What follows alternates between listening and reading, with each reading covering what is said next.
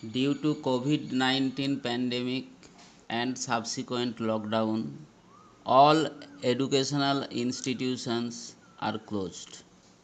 So the learners are affected much, especially the students of the rural as well as the urban area who depend completely on institutional study. Aroma chemistry will provide them proper guidance in this crucial stage. The students and teachers who are regularly following my channel, they are advised to share and subscribe this channel to spread my motto among all. Hi, students of class 10. You are all welcome to my YouTube channel Aroma Chemistry. আজ তোমাদের electric current and chemical reaction, তড়িৎ প্রবাহ এবং রাসায়নিক বিক্রিয়া, এই চ্যাপ্টারটা শুরু করব। এর আগে তোমাদের রাসায়নিক বন্ধন এই চ্যাপ্টারটা শেষ করেছি, তার লিংক ডেসক্রিপশনে দেওয়া থাকবে। আজকের টপিক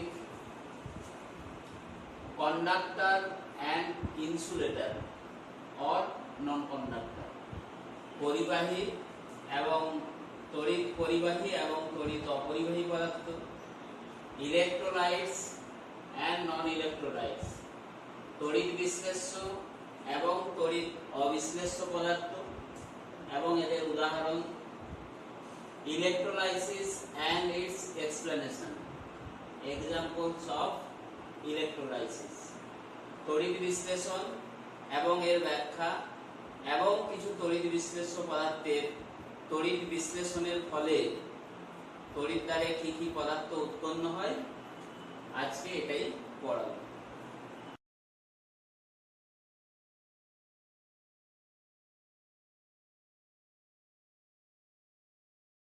তড়িৎ পরিবহনের ক্ষমতা অনুসারে পদার্থকে দুটো ভাগে ভাগ করা হয়। তড়িৎ পরিবহনের ক্ষমতা অনুসারে পদার্থকে দুটো ভাগে ভাগ করা হয়। তড়িৎ পরিবাহী পদার্থ, তড়িৎ পরিবাহী এবং তড়িৎ অপরিবাহী।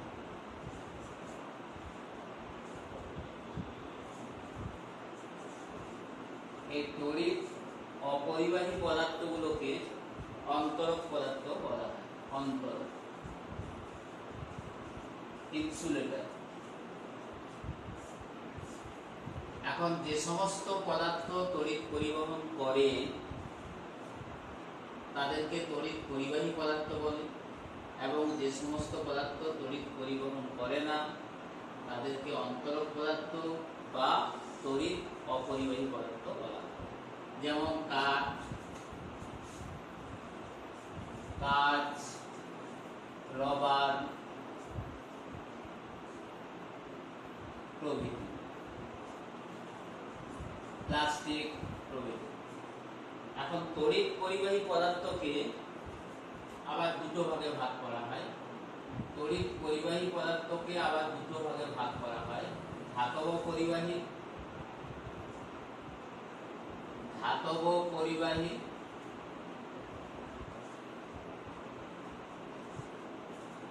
এবং তড়িৎ বিশ্লেষ্য পদার্থ। তড়িৎ বিশ্লেষ্য পদার্থ, তড়িৎ বিশ্লেষ্য। ধাতব পরিবাহী বলতে সমস্ত ধাতুই তড়িৎ পরিবহন করে। সমস্ত ধাতু এবং কিছু অধাতু, যেমন কার্বনের কয়েকটি রূপভেদ, কিছু অধাতু যেমন গ্রাফাইট, গ্যাস কার্বন, এগুলো অধাতু হলেও তড়িৎ পরিবহন করে। তড়িৎ বিশ্লেষ্য পদার্থ, তড়িৎ বিশ্লেষ্য পদার্থ আমাদের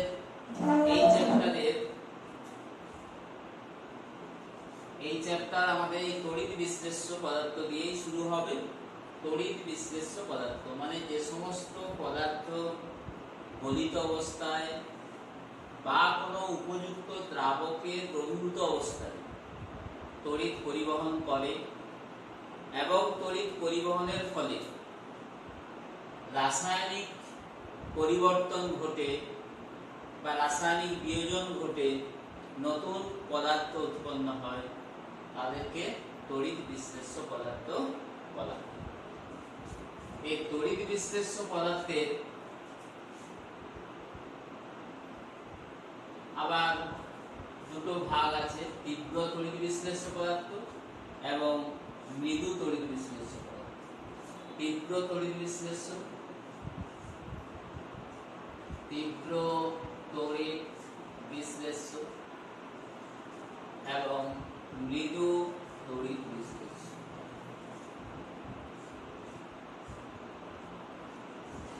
মৃদু তড়িৎ বিশ্লেষ্য, তীব্র তড়িৎ বিশ্লেষ্যের মধ্যে কোনগুলো পড়বে না, যেমন অ্যাসিড গুলো, তীব্র অ্যাসিড HCl, H2SO4, HNO3, তীব্র ক্ষার যেগুলো আছে যেমন caustic soda NaOH, caustic potash KOH, CaOH এর ভোল্ট প্রভৃতি।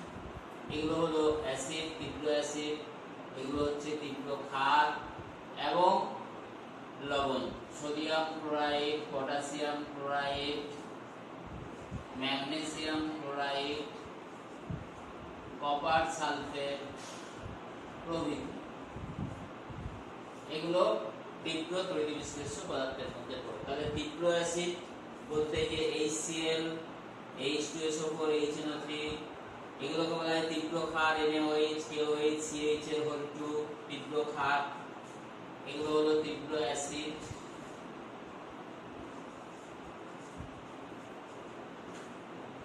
এগুলো তীব্র ক্ষার।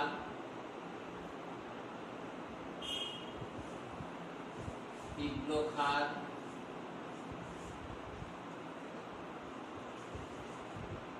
এবং NaCl, KCl, MgCl2, CuSO4 প্রভৃতি এগুলো হচ্ছে লবণ।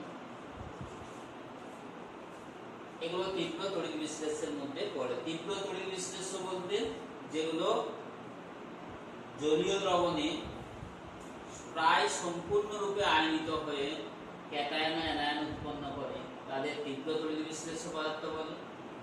আর মৃদু তড়িৎ বিশ্লেষ্যের মধ্যে পড়বে, মৃদু তড়িৎ বিশ্লেষ্যের মধ্যে পড়বে যেমন মৃদু অ্যাসিডগুলো, মানে এই অ্যাসিডগুলো ছাড়া বাকি যে অ্যাসিডগুলো যেমন জৈব acid, formic acid, acetic acid, CH3COOH, CH3COOH এবং মৃদু ক্ষারক বা মৃদু ক্ষার যেগুলো আছে অ্যামোনিয়াম হাইড্রোক্সাইড।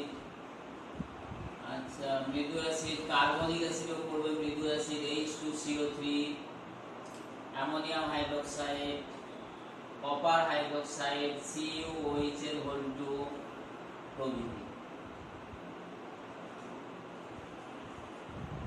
এগুলো হচ্ছে মৃদু তড়িৎ বিশ্লেষ্য পদার্থ।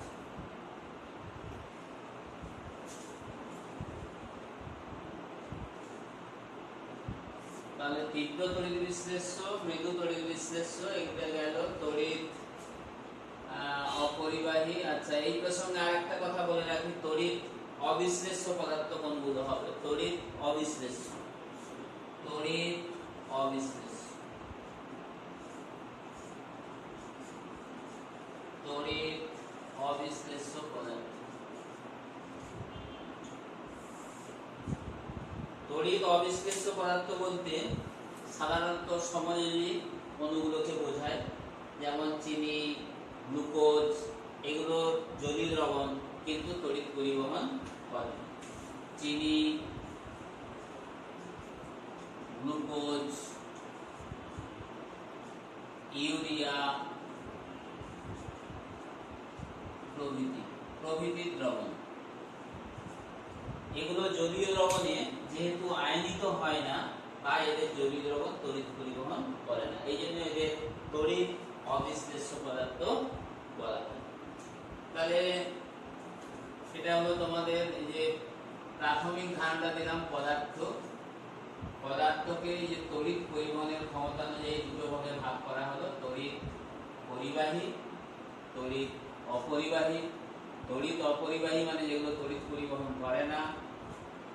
ধাতব তড়িৎ পরিবাহী দুটো ভাগ বলেছি, ধাতব পরিবাহী মানে সমস্ত ধাতু, অধাতুর মধ্যে এইগুলো গ্রাফাইট, গ্যাস, কার্বন। তড়িৎ বিশ্লেষ্য, এটা দিয়েই আমাদের চ্যাপ্টার মূলত স্টার্ট হবে। তড়িৎ বিশ্লেষ্যের আবার দুটো ভাগ আছে, এই যে তীব্র তড়িৎ বিশ্লেষ্য, মৃদু তড়িৎ বিশ্লেষ্য, এগুলোর উদাহরণগুলো বললাম। এবং তীব্র তড়িৎ বিশ্লেষ্য, তীব্র অ্যাসিড, তীব্র ক্ষার এবং লবণগুলো যেগুলো জলে দ্রাব্য সেগুলো হচ্ছে তীব্র তড়িৎ বিশ্লেষ্যের মধ্যে পড়বে। মৃদু তড়িৎ বিশ্লেষ্য মানে মৃদু অ্যাসিডগুলো, মৃদু ক্ষার এবং এইগুলো মৃদু তড়িৎ বিশ্লেষ্য। আর তড়িৎ অবিশ্লেষ্য পদার্থ মানে যেগুলো সাধারণত এগুলো সমযোজী অণুগুলোকে বোঝায়, চিনি, গ্লুকোজ, ইউরিয়া প্রভৃতি জলীয় দ্রবণে আয়নিত হয় না, তাই এগুলো তড়িৎ পরিবহন করে না। এরপর আসবো তড়িৎ বিশ্লেষণ।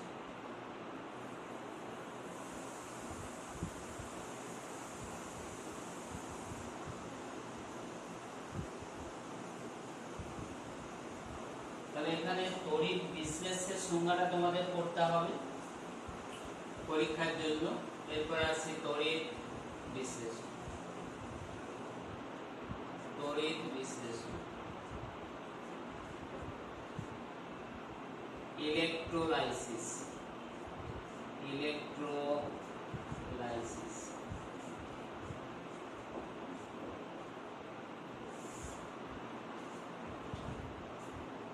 তাহলে তড়িৎ বিশ্লেষণটা হবে কাদের না, শুধুমাত্র তড়িৎ বিশ্লেষ্য পদার্থ যেগুলো আছে তাদেরই তড়িৎ বিশ্লেষণ হবে। মানে তড়িৎ বিশ্লেষ্য পদার্থ যে প্রক্রিয়ায় কোনো তড়িৎ বিশ্লেষ্য পদার্থ গলিত অবস্থায় অথবা জলে দ্রবীভূত অবস্থায় তড়িৎ পরিবহন করে এবং এর ফলে রাসায়নিক বিয়োজন ঘটে নতুন পদার্থ উৎপন্ন হয়, সেই প্রক্রিয়াকে বলা হচ্ছে তড়িৎ বিশ্লেষণ। তাহলে তড়িৎ বিশ্লেষণের সংজ্ঞা তোমরা বই থেকে একটু ভালো করে পড়ে নেবে। আমি আরো একবার বলে দিচ্ছি, যে প্রক্রিয়ায় তড়িৎ বিশ্লেষ্য পদার্থগুলো গলিত অবস্থায় অথবা জলে দ্রবীভূত অবস্থায় তড়িৎ পরিবহন করে এবং এর ফলে রাসায়নিক বিয়োজন ঘটে নতুন পদার্থ উৎপন্ন হয়, সেই প্রক্রিয়াকে বলা হয় তড়িৎ বিশ্লেষণ।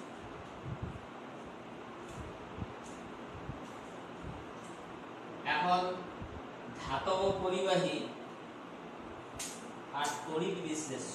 তাহলে আমরা দেখতে পাচ্ছি ধাতব পরিবাহী যেমন তড়িৎ পরিবহন করে আর তড়িৎ বিশ্লেষ্য পদার্থগুলো তড়িৎ পরিবহন করে, কিন্তু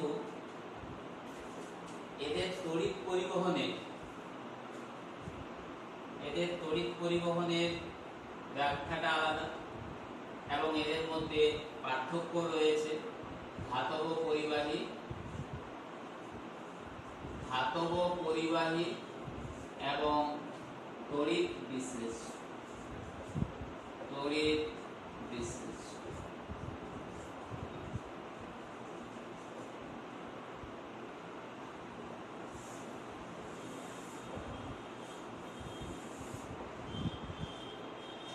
Differences between metallic conductor and electrolyte.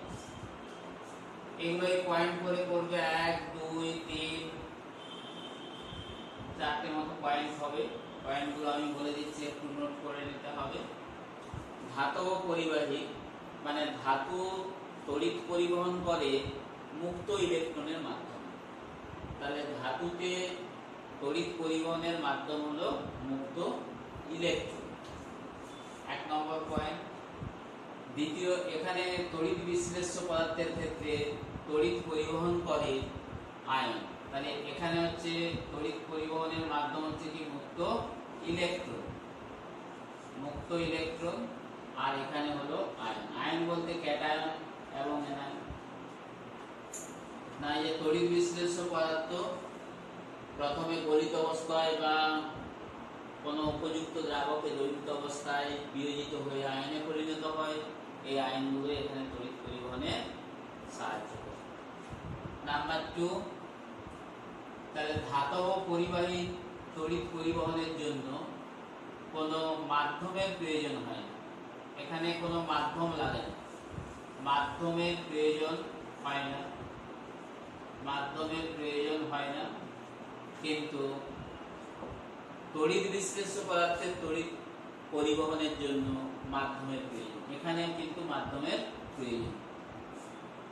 কি বললাম? মাধ্যম মানে যে তড়িৎ বিশ্লেষ্য পদার্থকে হয় গলিত অবস্থায় থাকতে হবে অথবা জলে বা কোনো উপযুক্ত দ্রাবকে দ্রবীভূত করতে হবে, তবে কি তড়িৎ বিশ্লেষ্য পদার্থ তড়িৎ পরিবহন করবে। নাম্বার 3, ধাতুর তড়িৎ পরিবহনের সময় মানে ধাতব পরিবাহীর তড়িৎ পরিবহনের ফলে এখানে ভৌত পরিবর্তন ঘটে, মানে শুধু উষ্ণতার পরিবর্তন ঘটে, উষ্ণতা বৃদ্ধি পায়,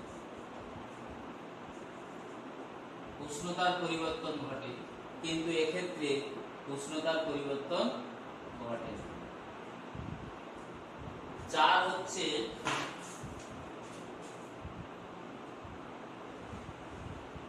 ধাতব পরিবাহীর ক্ষেত্রে উষ্ণতা বৃদ্ধিতে রোধ বাড়ে, ফলে পরিবাহিতা কমে।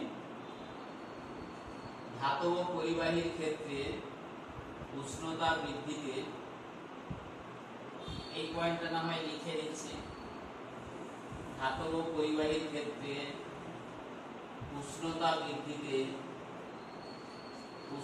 বৃদ্ধিতে রোধ বাড়ে, ফলে পরিবাহিতা কমে, পরিবাহিতা কমে। কিন্তু তড়িৎ বিশ্লেষ্য পদার্থের ক্ষেত্রে উষ্ণতা বৃদ্ধিতে এদের পরিবাহিতা বৃদ্ধি পায়। এদের ক্ষেত্রে উষ্ণতা বৃদ্ধিতে রোধ কমে। এগুলো একই, যে উষ্ণতা বৃদ্ধিতে রোধ এই পর্যন্ত একই, বারের জায়গায় এখানে কমে, ফলে পরিবাহিতা বাড়ে, পরিবাহিতা।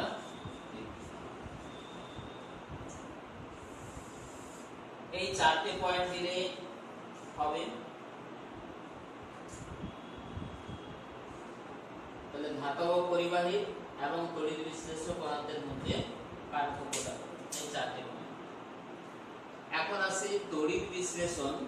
তড়িৎ বিশ্লেষ্য পদার্থ, তড়িৎ বিশ্লেষণ, কোন তড়িৎ বিশ্লেষ্য পদার্থের তড়িৎ বিশ্লেষণ ঘটাতে হলে কতগুলো তাপ আমাদের এখানে জেনে নিতে হবে।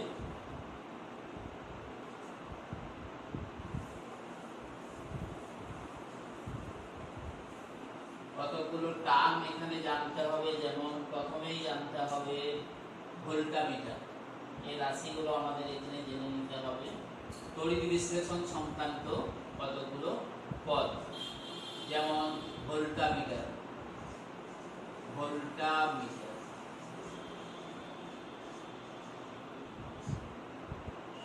তড়িৎদ্বার, এগুলো আমাদের জানতে হবে।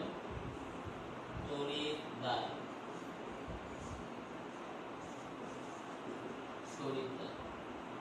প্রথমে তড়িৎদ্বারটাই বলি। তড়িৎদ্বার এর আবার দুটো ভাগ আছে, একটা হলো ক্যাথোড,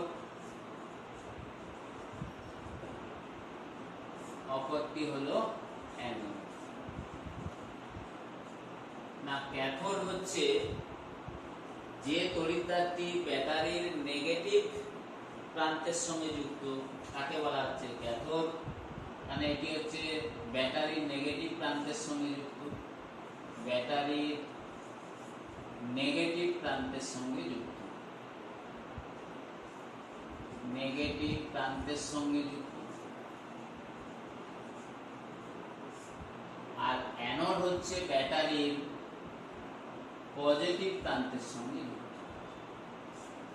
এই গেল ক্যাথোড এবং অ্যানোড।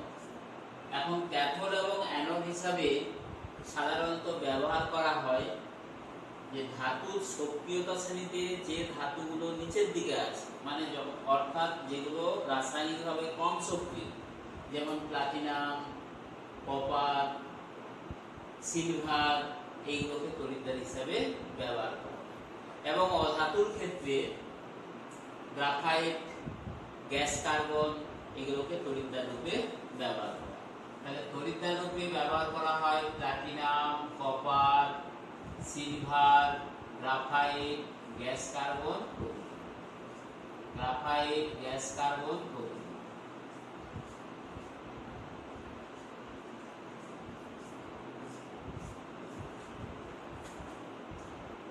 তড়িৎ বিশ্লেষণের ফলে যে পদার্থগুলো তড়িৎদ্বারে উৎপন্ন হবে, সেই পদার্থগুলো যাতে তড়িৎদ্বারের সঙ্গে কোনো রাসায়নিক বিক্রিয়া না করে, সেরকম তড়িৎদ্বার আমাদের ব্যবহার করতে হয়। আর ভোল্টামিটার কি না, ভোল্টামিটার হচ্ছে এই যে তড়িৎ বিশ্লেষ্য পদার্থের গলিত তড়িৎ বিশ্লেষ্য এবং বা তড়িৎ বিশ্লেষ্যের জলীয় দ্রবণ এবং এই তড়িৎদ্বারগুলো যে পাত্রের মধ্যে নিমজ্জিত থাকে, সেই পাত্রটাকে মানে সম্পূর্ণ যান্ত্রিক সিস্টেমটাকে বলা হয় ভোল্টামিটার। মানে যে পাত্রে তড়িৎ বিশ্লেষণ করা হয়, এই পাত্রে কি থাকবে না, তড়িৎ বিশ্লেষ্যের দ্রবণ থাকবে এবং তড়িৎদ্বারগুলো নিমজ্জিত অবস্থায় থাকবে। তারপর ওই তড়িৎদ্বার দুটোকে পরিবাহী তারের মাধ্যমে ব্যাটারির পজিটিভ এবং নেগেটিভ মেরুর সঙ্গে যুক্ত করতে হবে।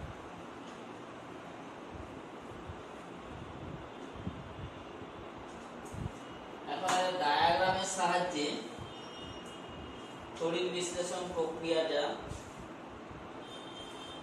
বোঝাচ্ছে, একটু দেখো ডায়াগ্রামের মাধ্যমে।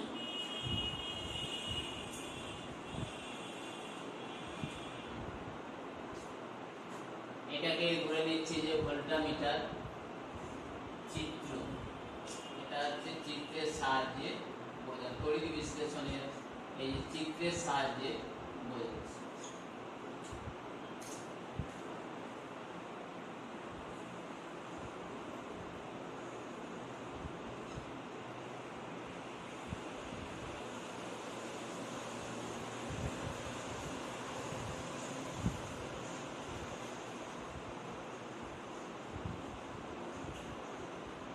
এটা একটা বিকার ধরা যাক, এই বিকারের মধ্যে দুটো তড়িৎদ্বার বললাম, ধাতব দণ্ড। তড়িৎদ্বার বলতে ধাতব দণ্ডগুলো, এই যে এইগুলো তড়িৎদ্বার হিসাবে আমরা যে কোনো একটা নিব। এটা একটা দণ্ড ধরা যাক।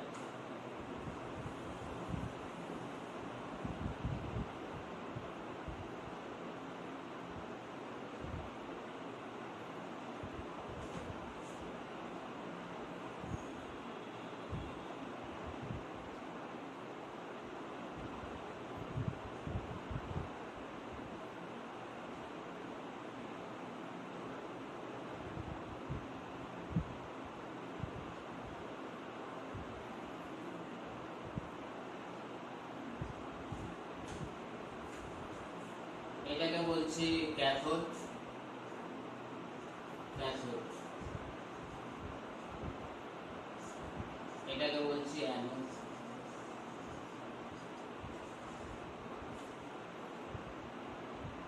এখন এই পরিবাহী তার দিয়ে ব্যাটারির সঙ্গে এগুলোকে কানেক্ট করতে হবে। এগুলো হচ্ছে পরিবাহী তার, ধরে দিলাম।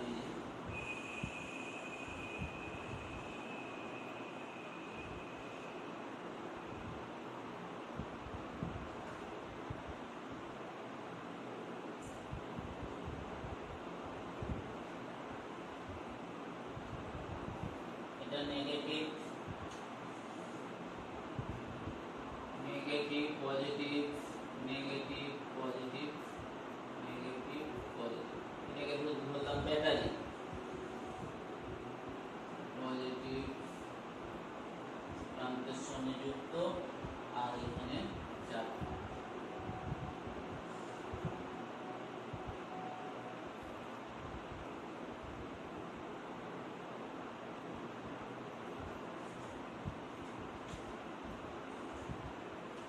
এটাকে বলছি চাবি, এটা হলো ব্যাটারি,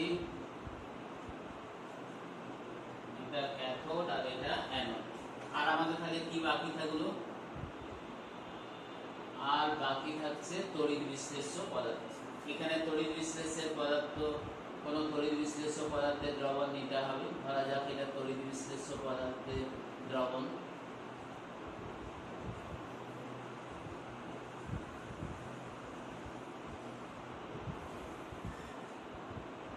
এভাবে সহজভাবে এই যে ক্যাথোড মানে যে ব্যাটারির নেগেটিভ প্রান্তের সঙ্গে যুক্ত, তাই এটাকে বলছি ক্যাথোড। এই যে ব্যাটারির পজিটিভ প্রান্তের সঙ্গে যুক্ত, তাই এটাকে বলছি অ্যানোড। তাহলে এখানে তড়িৎ প্রবাহ কোন দিকে হবে? না, তড়িৎ প্রবাহ হবে এই যে ক্যাথোড থেকে অ্যানোডের দিকে। এদিকে তড়িৎ প্রবাহ হবে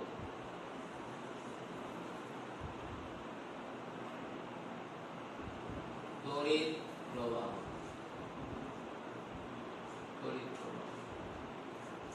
এখন তড়িৎ বিশ্লেষ্য পদার্থ হিসাবে আমরা এখানে নিচ্ছি গলিত NaCl, গলিত সোডিয়াম ক্লোরাইড। এটা নিলাম। তাহলে সোডিয়াম ক্লোরাইড একই সাথে এই যে তড়িৎ বিশ্লেষণের ব্যাখ্যাটাও আমাদের হয়ে যাচ্ছে। তাহলে এখানে উদাহরণস্বরূপ আমরা নিচ্ছি গলিত সোডিয়াম ক্লোরাইডের তড়িৎ বিশ্লেষণ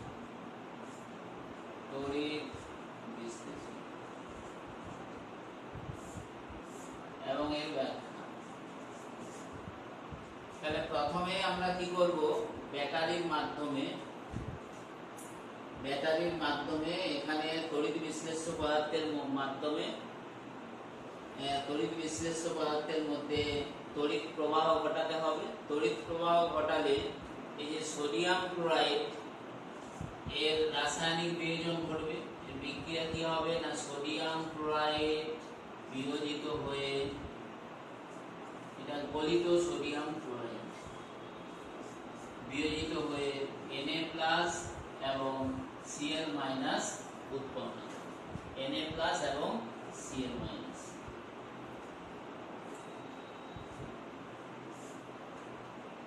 এখন এখানে Na+Cl- তো এই অবস্থাতেই এখানে আছে, মানে Na+Cl- এই অবস্থাতেই আছে।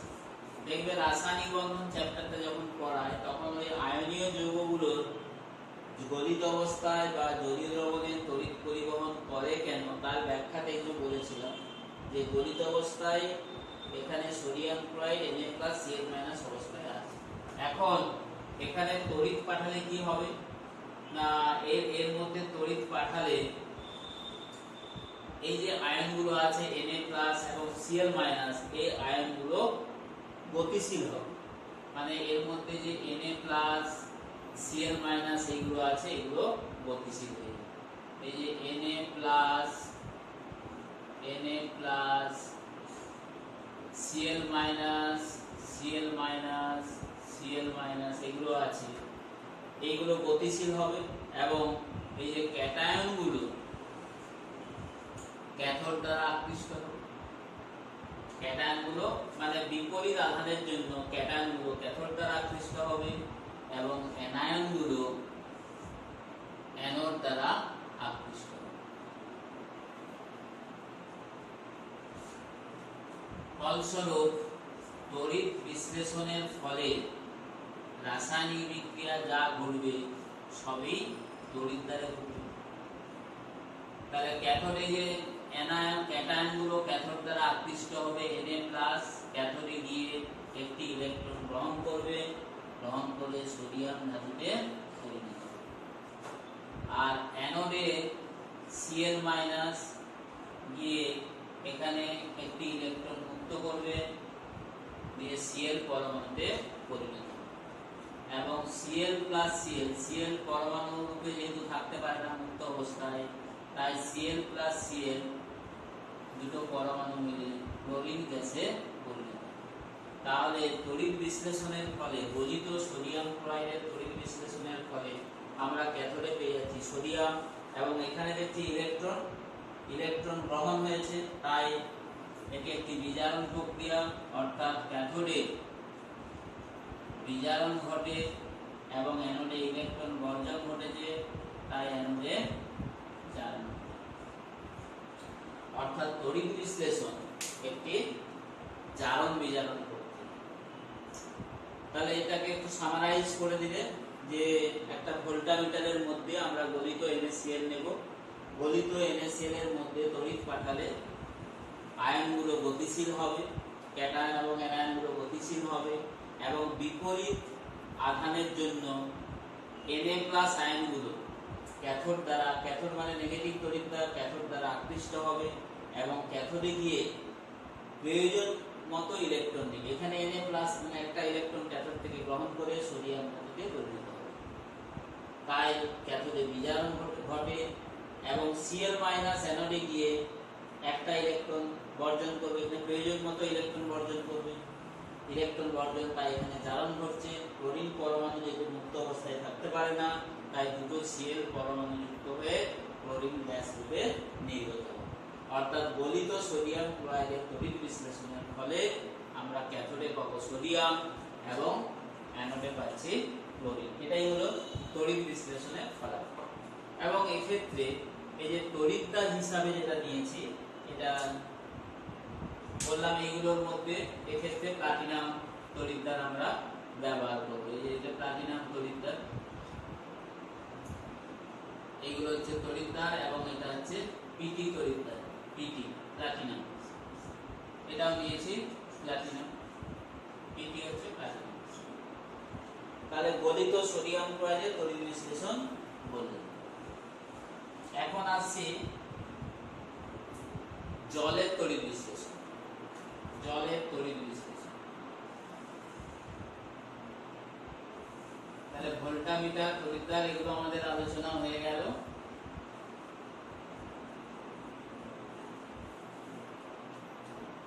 উদাহরণ আসছে জলের তড়িৎ বিশ্লেষণ। এটাকে 1 নম্বর ধরা যাক তড়িৎ বিশ্লেষ্য হিসাবে। তড়িৎ বিশ্লেষণের ব্যাখ্যাতে 2 জলের তড়িৎ বিশ্লেষণ। অ্যাসিড মিশ্রিত জলের তড়িৎ বিশ্লেষণ। জলের তড়িৎ বিশ্লেষণ। এখন বিশুদ্ধ জল কিন্তু তড়িৎ পরিবহন করে না। বিশুদ্ধ জল, কারণ জল যেহেতু সমযোজী অণু, সাধারণ অবস্থায় খুব সামান্য পরিমাণে, নগণ্য পরিমাণে বিয়োজিত হয়ে H+ এবং OH- আয়ন উৎপন্ন করে, তাই বিশুদ্ধ জল তড়িৎ পরিবহন করে। কিন্তু জলের সঙ্গে যদি সামান্য অ্যাসিড বা ক্ষার মেশানো হয়, তখন কিন্তু জল তড়িৎ পরিবাহী হিসাবে আচরণ করে। ধরা যাক জলের সঙ্গে সামান্য সালফিউরিক অ্যাসিড মিশিয়ে এর তড়িৎ বিশ্লেষণ করা হয়, একই প্রক্রিয়া। এখন জলের তড়িৎ বিশ্লেষণে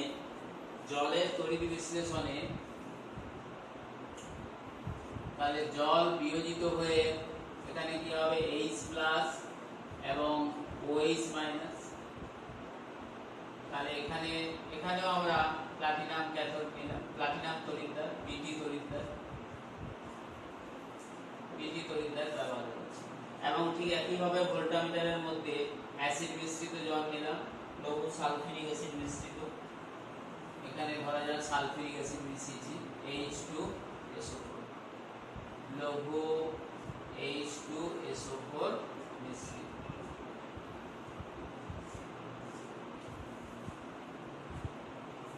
তাহলে ক্যাথোড বিক্রিয়া এখানে কি হবে, ক্যাথোডে H+ যাবে, ক্যাথোড থেকে ইলেকট্রন গ্রহণ করে হাইড্রোজেন পরমাণুতে পরিণত হবে। হাইড্রোজেন যেহেতু মুক্ত অবস্থায় থাকতে পারে না, তাই H+H মিলে হাইড্রোজেন গ্যাস উৎপন্ন, H2 হাইড্রোজেন গ্যাস। এবং অ্যানোডে OH- অ্যানোড দ্বারা আকৃষ্ট হবে, একটি ইলেকট্রন বর্জন করে নিস্তড়িত OH মূলকে পরিণত হবে, অর্থাৎ ক্যাথোডে ঘটছে বিজারণ, অ্যানোডে জারণ। এবারে নিস্তড়িত OH মূলক, OH মুক্ত অবস্থায় থাকতে পারে না, তাই এক্ষেত্রেও OH থেকে OH বিয়োজিত হয়ে জল এবং অক্সিজেন। 4OH 2H2O plus. তাহলে অ্যানোডে অক্সিজেন এবং ক্যাথোডে উৎপন্ন হচ্ছে হাইড্রোজেন। কিন্তু এক্ষেত্রে হাইড্রোজেন এবং অক্সিজেন এগুলোকে যদি সংগ্রহ করতে হয়, তাহলে যে তড়িৎদ্বারে যে আমরা তড়িৎদ্বার নিয়েছি, এখানে তড়িৎদ্বারগুলোকে কোনো গ্যাস জারের মধ্যে নিমজ্জিত রাখতে হবে। তড়িৎদ্বারগুলোকে যদি গ্যাস জারের মধ্যে নিমজ্জিত রাখি, তাহলে ক্যাথোডে আমরা পেয়ে যাব হাইড্রোজেন গ্যাস এবং অ্যানোডে অক্সিজেন গ্যাস। এবং এই হাইড্রোজেন ও অক্সিজেনকে সংগ্রহ করার পর আমরা যদি এদের আয়তন পরিমাপ করি, তাহলে দেখব 2:1 অনুপাতে 2:1 আয়তন অনুপাতে হাইড্রোজেন ও অক্সিজেন পাবো। হাইড্রোজেন ও অক্সিজেন পাবো 2:1 অনুপাতে। এবং জলের অ্যাসিড মিশ্রিত জলের তড়িৎ বিশ্লেষণের ফলে যে হাইড্রোজেন ও অক্সিজেনের মিশ্রণটা পাচ্ছি, এই মিশ্রণটাকে বলা হয়, হাইড্রোজেন ও অক্সিজেনের এই মিশ্রণকে বলা হয় ইলেক্ট্রোলাইটিক গ্যাস। Electrolytic gas.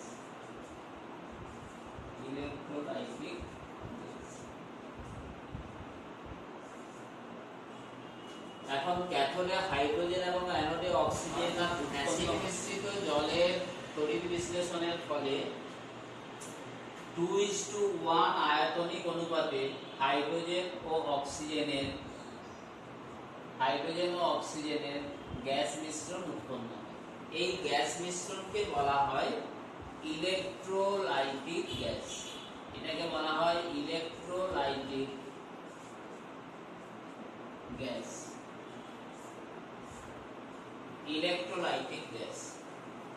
এখন ক্যাথোডে যে হাইড্রোজেন গ্যাস উৎপন্ন হয়েছে এবং অ্যানোডে যে অক্সিজেন গ্যাস উৎপন্ন হয়েছে, তাকে শনাক্ত করা যায়। ক্যাথোডে উৎপন্ন গ্যাসকে সংগ্রহ করার পর একটি জ্বলন্ত পাটকাঠি যদি গ্যাস জারের মধ্যে প্রবেশ করানো হয়, তাহলে দেখা যায় পাটকাঠিটি নিভে যায় এবং গ্যাসটি নীল শিখা সহ জ্বলতে থাকে। অর্থাৎ ক্যাথোডে যে গ্যাসটি উৎপন্ন হয়েছে সেটি হাইড্রোজেন গ্যাস। এইভাবে আমরা এটা প্রমাণ করলাম। অ্যানোডে যে গ্যাসটা উৎপন্ন হয়েছে সেটা যে অক্সিজেন, সেটা প্রমাণ করব কি করে? না, অ্যানোডে উৎপন্ন গ্যাসকে এরকম একটা গ্যাস জারে সংগ্রহ করার পর তাতে যদি বর্ণহীন নাইট্রিক অক্সাইড চালনা করা হয়, বর্ণহীন নাইট্রিক অক্সাইড হলো বর্ণহীন। তাহলে এই বর্ণহীন নাইট্রিক অক্সাইড অ্যানোডে উৎপন্ন গ্যাসের সংস্পর্শে আসলে দেখা যায় ওটা বাদামি হয়। কারণটা কি? না, নাইট্রিক অক্সাইড অক্সিজেনের সঙ্গে বিক্রিয়া করে বাদামি বর্ণের নাইট্রোজেন ডাই অক্সাইড উৎপন্ন করে। সুতরাং গ্যাসটি হলো অক্সিজেন। তাহলে এইভাবে অক্সিজেন গ্যাসের প্রমাণটা হলো। ক্যাথোড এবং অ্যানোডে উৎপন্ন গ্যাস দুটি হলো হাইড্রোজেন এবং অক্সিজেন। এগুলো 2:1 অনুপাতে উৎপন্ন হয়, আয়তনিক অনুপাতে। এই গ্যাস মিশ্রণকে বলা হয় ইলেক্ট্রোলাইটিক গ্যাস। এখন আমাদের আরেকটা বাকি আছে, যেটি আজকে ক্লাসটা শেষ করব। কপার তড়িৎদ্বারের সাহায্যে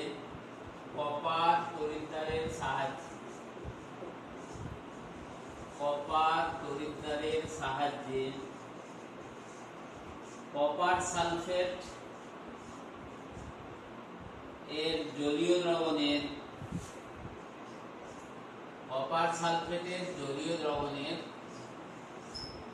তড়িৎ বিশ্লেষণ।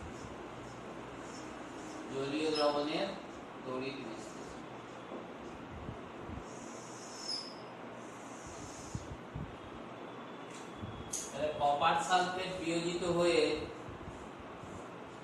Cu2+ এবং SO4 2- আয়ন উৎপন্ন করে। জল বিয়োজিত হয়ে H+ এবং OH- আয়নে পরিণত। এখন এই কপার সালফেটের জলীয় দ্রবণের মধ্যে তড়িৎ প্রবাহ ঘটালে ক্যাটায়ন রূপে এখানে আছে কিন্তু Cu2+ এবং H+।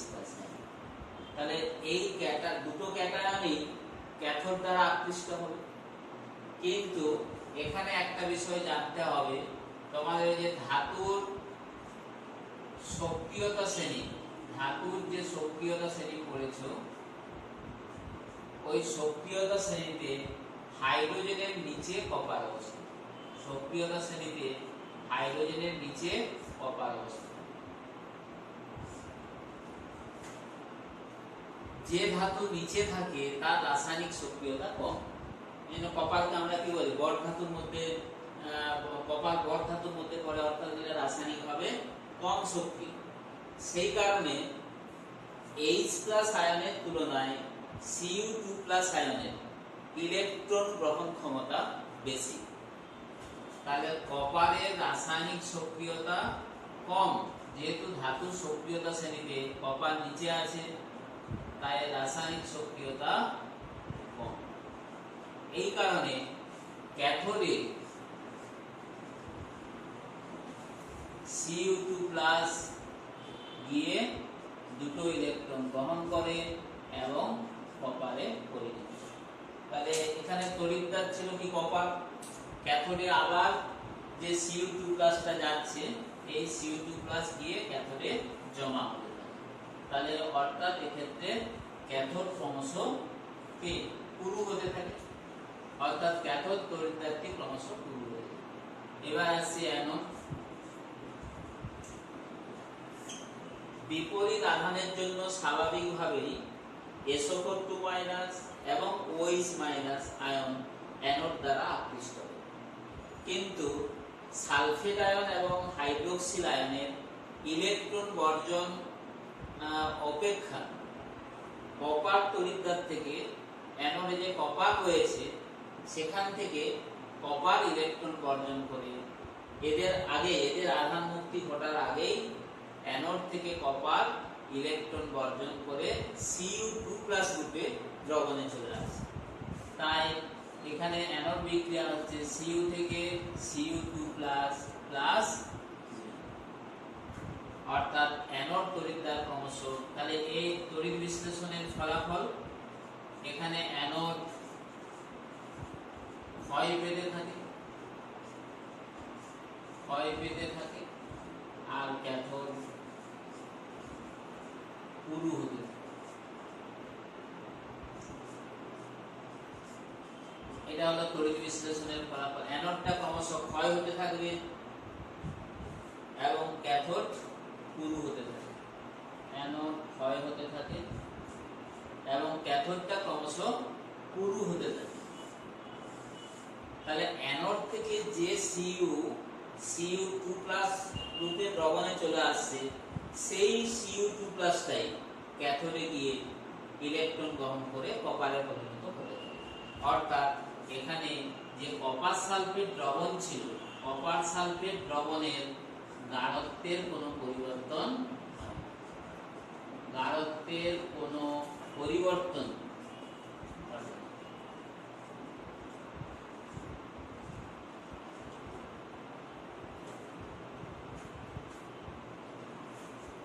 তাহলে কপার তড়িৎদ্বারের সাহায্যে কপার সালফেট জলীয় দ্রবণের তড়িৎ বিশ্লেষণের এটি হলো ফলাফল। এখন যদি কপার তড়িৎদ্বারের পরিবর্তে আমরা যদি প্লাটিনাম তড়িৎদ্বার ব্যবহার করি, এটা একটু বলে রাখি, কপার তড়িৎদ্বার হলে এই ফলাফল হবে, কিন্তু যদি প্লাটিনাম তড়িৎদ্বার ব্যবহার করি, পিটি তড়িৎদ্বারের সাহায্যে কপার সালফেট এর জলীয় দ্রবণের তড়িৎ বিশ্লেষণ,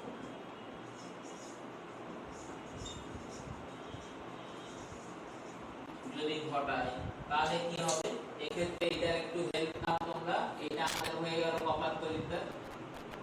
এখন এখানে রাসায়নিক বিক্রিয়াটা কিন্তু একই ঘটবে, এখানে রাসায়নিক বিক্রিয়া তাহলে এটাই হবে, এটাই হলো রাসায়নিক বিক্রিয়া। ওকে, একই ব্যাখ্যা, ক্যাথোডে এই বিক্রিয়াই হবে, Cu2+ এই ব্যাখ্যা হবে, ক্যাথোডে চলে যাবে কপার, কিন্তু এক্ষেত্রে অ্যানোডটা চেঞ্জ হয়ে যাবে, এক্ষেত্রে অ্যানোডের রাসায়নিক বিক্রিয়াটা চেঞ্জ হবে এবং ফলাফলটাও পরিবর্তন হয়ে যাবে। এখানে অ্যানোডে কি হবে,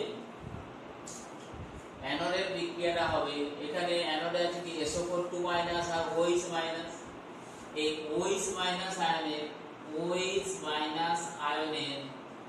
তড়িৎ ঋণাত্মকতা কম বলে আগে তড়িৎ কম বলে এর আধান মুক্তি প্রথমে ঘটে। তাই OH মাইনাস ইলেকট্রন বর্জন করে বিস্তরিত OH মূলকে পরিণত হবে এবং OH মূলক বিয়োজিত হয়ে জল এবং অক্সিজেনে পরিণত। তাহলে এর তড়িৎ বিশ্লেষণের ফলাফল কিন্তু যখনই আমরা তড়িৎদ্বার চেঞ্জ করে দিচ্ছি, কপার তড়িৎদ্বার জায়গায় প্লাটিনাম তড়িৎদ্বার, তখন আমরা ক্যাথোডে পাচ্ছি কপার এবং অ্যানোডে পাচ্ছি অক্সিজেন। এই চ্যাপ্টারের বাকি যেটা থাকলো ওই অ্যাপ্লিকেশন অফ ইলেকট্রোলাইসিস, এটা নেক্সট ক্লাসে আসবে।